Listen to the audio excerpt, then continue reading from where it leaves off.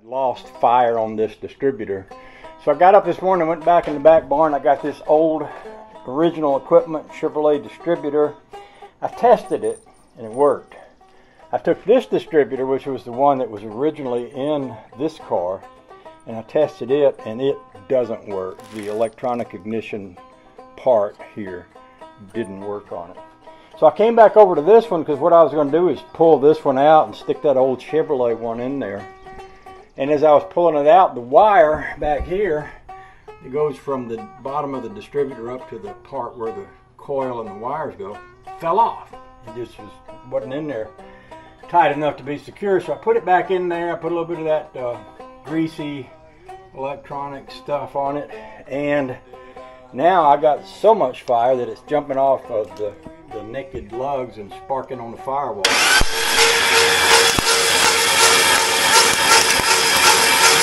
I don't know if you can see that or not.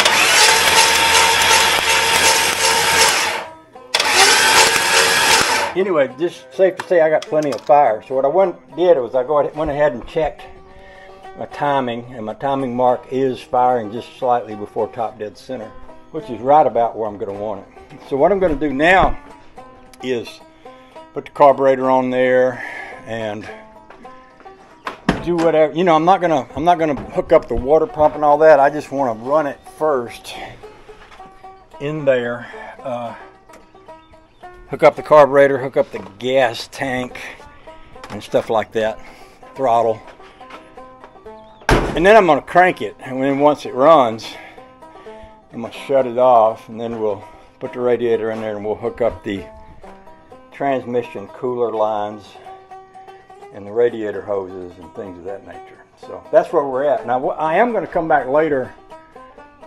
I could show you now here, I suppose, how one of these works and one of these doesn't, and how I tested it. So I'll tell you what, I'll do that. Here's the Chinese thing, and I noticed this thing doesn't turn very freely. I was a little surprised at how stiff it is. And we'll bring this over here, and this is the American Chevrolet unit, which turns really freely. That's got to be a good thing. I don't know if there's a place to set the camera where I can show you what I'm about to do, because I'm sure if I'm holding it, it's making it hard for you to see it. So what I'll do is put the camera here where you can see what I'm doing. We'll test the one that works first. So what I'm doing is this. Probably can't hardly see that. This is the hot wire. So on this wire here, on the side of this, it has the wider gap. You notice there's a gap here and a smaller gap here, and this is also where on this one the red wire comes out. Well, I've got this hooked to the positive wire on my battery. This wire is hooked to the negative wire on my battery. I'm going to put it in the center hole, and then I'm going to stick my test light here in the third hole. Now the test light is hooked to the positive part of the battery, and then I'm going to spin it. Now you may or may not be able to see that test light, but if I spin that, you'll see that it's going to flash. See that flashing right there? Can you see that flashing? So I won't hook all this up to show you, but if I hook this up the same way and spin it, it doesn't flash. So what that tells me is that maybe I should say it this way. Back in the old days, cars had points, and they were a little thing that opened and closed, and they worked off a cam.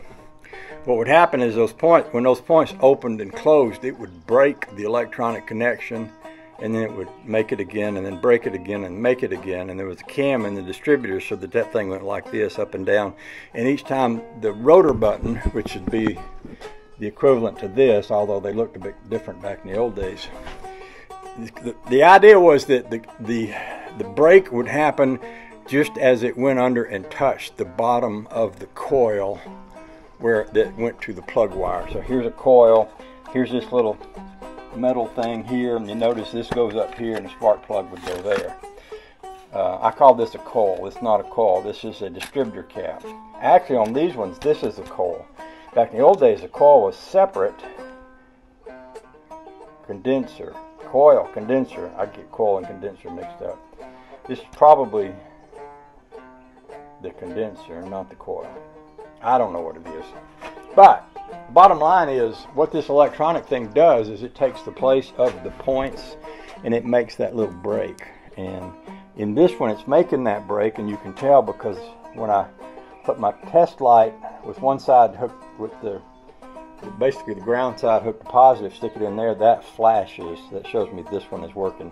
This one, it doesn't flash. It shows me that one is not working.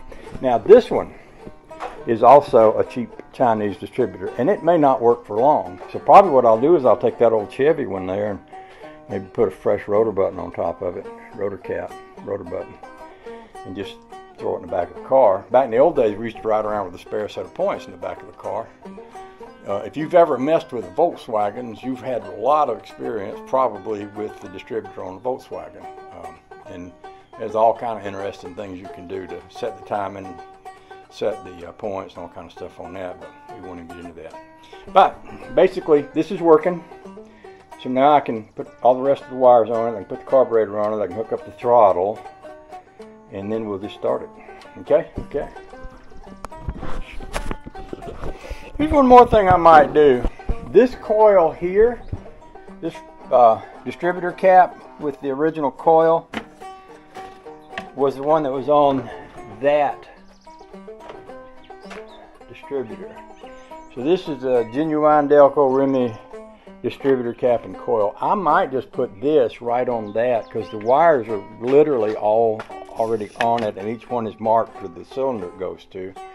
And it's probably a better one. It's probably a better coil.